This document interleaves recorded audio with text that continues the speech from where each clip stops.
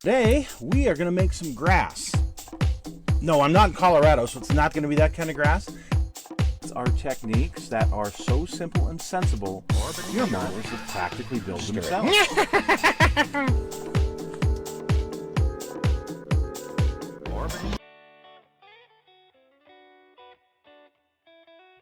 We are not getting into any of the things in the stash. What we're doing is kind of a part 2 of the assembly of those resin figures that I did a week ago. Well, we got them assembled, they're put together, now it is time to paint them.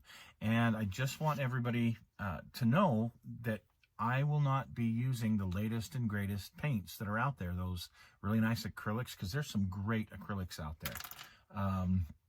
You know, these Vallejos, model colors, all sorts of stuff like this. Great paints, they are. They're really good. And for doing figures, they're amazing. But I'm going old school. I'm going to show you, I know, why do old school? Because it's, you know, you can't really get these enamel paints anymore. A lot of you guys still have enamel paints laying around. And I got a ton of them. So I'm going to show you how I paint these resin figures with enamels, because we can always do acrylics some other time, and there's so many guys out there who do great figures with acrylics, oh my gosh, or oils, or, you know, great figure painters. And I got to tell you, as far as I'm concerned, painting figures is an art form all to itself. But for those of you guys that really aren't great with figures, like me, I really suck at figures. This is a great opportunity to see kind of a very simplistic way that I paint them, because you know I'm not getting into a big involved, you know, paint job. I keep it simple, very simple. These figures are going to take a day to do. You know, they'll be done, and you know, I'll be able to put them up and put them into these little, have these really cool these things. They were like a golf tee divot thing. I don't know what they were, but I got a whole bunch of these, and they're just perfect for putting little figures. See, here's Willie and George.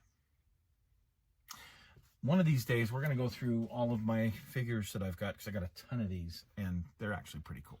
So without further ado, we are going to get to the resin figures that we built last week, and we're going to get them painted. Last week we finished up by priming these two guys with some 2X primer by Krylon. We're going to use a buff color from the old Floquil military colors line for the skin, and Soviet sand for the base coat of the uniforms. One of these Marines has a t-shirt, and yes, the Marines did use a white t-shirt. They didn't stay white long, but they did use them up until 1944. In late 1944 they went to a green color. So here you go. I got the green t-shirt on, got the Soviet sand base color for the pants, and the flesh color on these two guys. So first up, for the brown dots, we're going to use Testors Rust number 1785. Okay, we are going to use Testors Rust at 1785 Model Master. And we are going to put some dots kind of randomly around his trousers. Let's see how this goes. Sorry, I gotta get in a little closer here, so I apologize. I'll try that. How's that? I don't want to make them too small, and I don't want to make them too big. I don't want to make them perfectly uniform. Certainly don't want them just perfectly round. That would not be good. So that's kind of how I'm starting it out, to get some idea.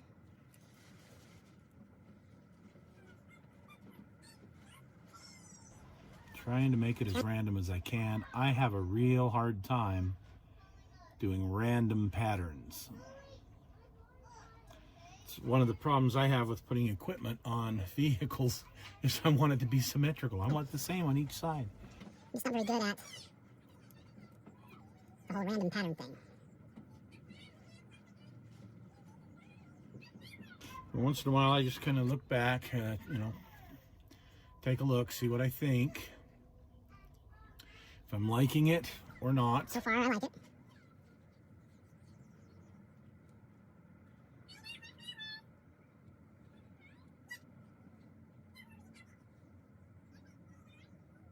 So you kind of get the idea of how I do that and why I use a base to hold on to. A lot of other guys will use other things with alligator clips or glue or whatever. I just prefer to do it right on the base that I've got it on. So anyway, I'm gonna keep working on this color and we'll be back with the next color.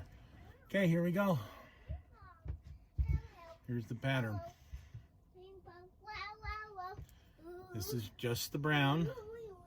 Now what I'm gonna do is I'm gonna go back with my green.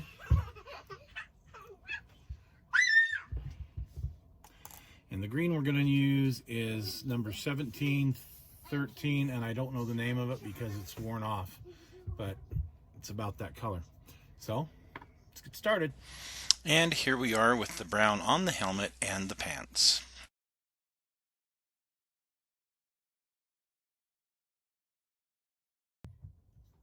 Okay, now we're just going to fill in between the brown. We're going to do same thing, just kind of random pattern, but in between the brown.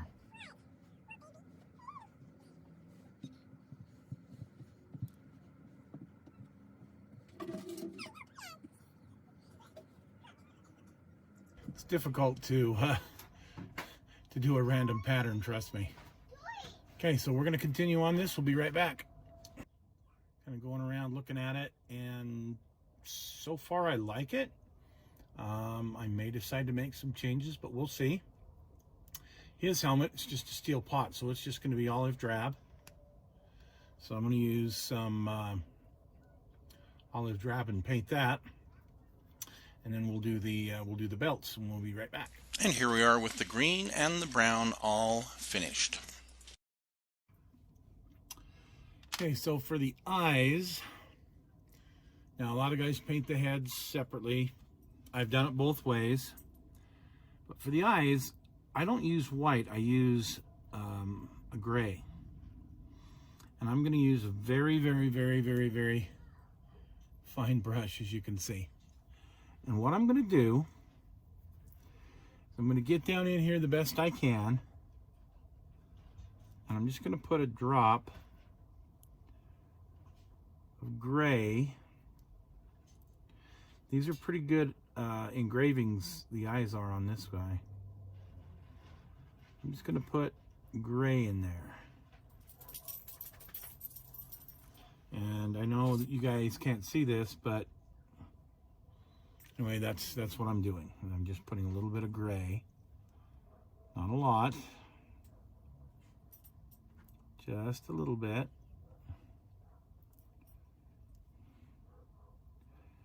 And where the eyeball would be, hopefully I can hit the target. Okay. And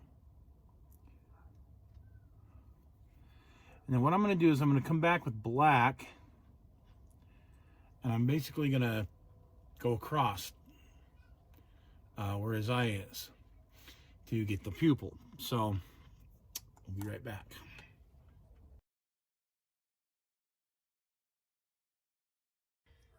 Okay, and you can't really see it, but I went ahead and put the black in there. Now, still got googly eyes, so what I'm going to do is I'm going to come back with my flesh tone, as I've got a couple of flesh tones I'm going to use. I'm only going to use 3.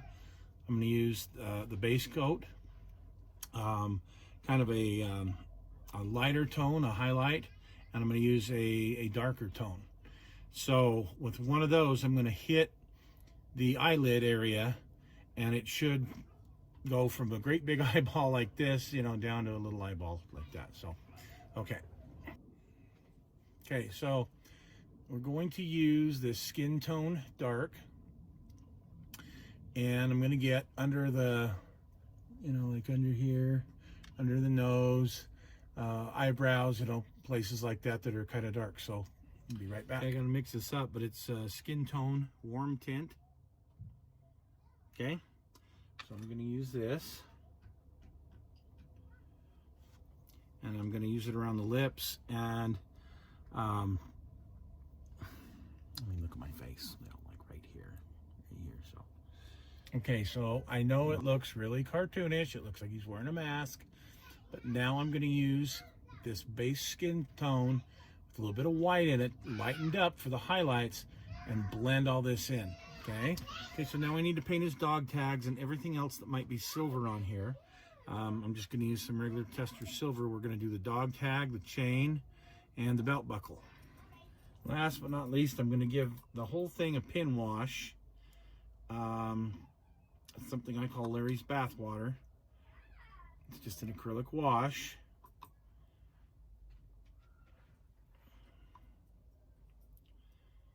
It's going to darken everything just a little bit. It's going to get down into the cracks and crevices and places that I need the pin wash to go.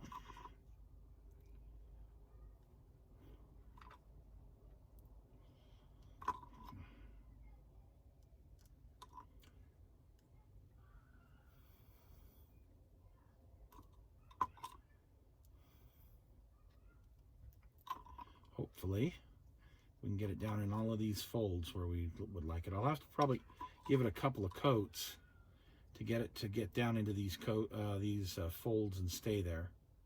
But it's going to dirty him up a bit for one thing.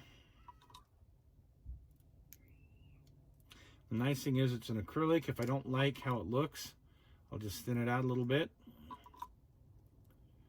in the areas that I don't like it, or I can remove it with some alcohol and a Q-tip. Okay, so there you see he's all loaded up with Larry's bath water. But we'll wait for this to dry and you'll see the magic. So after it dried, you can see it darkened them up really nicely. Now I am going to take a Q-tip with a little bit of alcohol on it and clean them up just a little bit so they're not quite so dirty. But you kind of get the idea. Definitely got in all the cracks and crevices. So we're going to make the strap for the rifle now. I'm going to use some Tamiya tape. I've cut it, I can't tell you how many millimeters, just cut it so it looked about right. And I cut it long. I'm going to fold that. Here's the piece. I'm going to fold it back on itself. I've made a smaller strap to go around it. You can see there on the knife. And right here, I've wound it around to create that that strap. And here's the finished result on this one rifle. I think it turned out pretty good. Now I'm not going to have these Marines holding a flag. Actually, these are going to be a couple of the guys holding canines.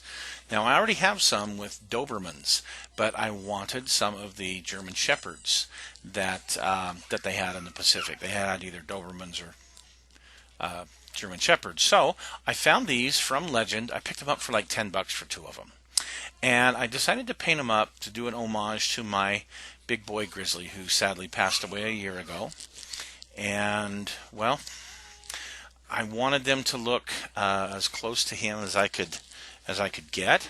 So I looked at some of the pictures of Grizz and got to my brush and painted them on up. So that's how they turned out. I like the results, and I think they're going to be okay for my Marines. So I've got this base glued on this figure. Actually, we'll probably just go ahead and do it on this guy here. So I had originally painted the base black. So now what I'm going to do, I'm taking, it's a Floquil mud color. So it's a nice earth tone. And I'm putting it on very, very, very, very liberally. A ton of it. Because it's also going to be used as my glue.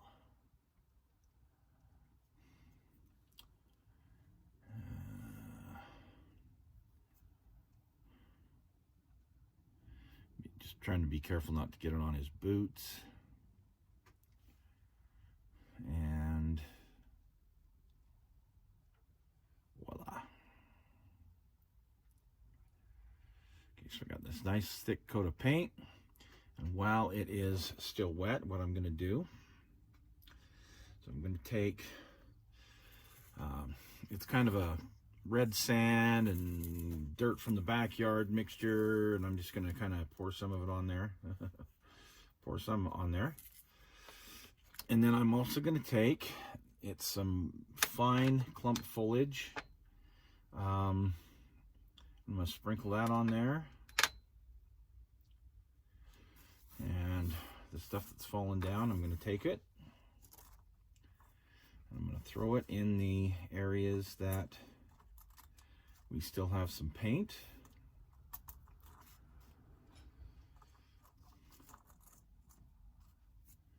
Let's see, let's get a little more clump foliage. Here we go.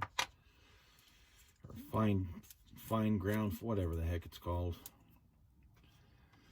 And my last but not least, I'm going to take a little bit of my thinner. I'm just going to dab some thinner on there to kind of help keep that that paint a little bit moist.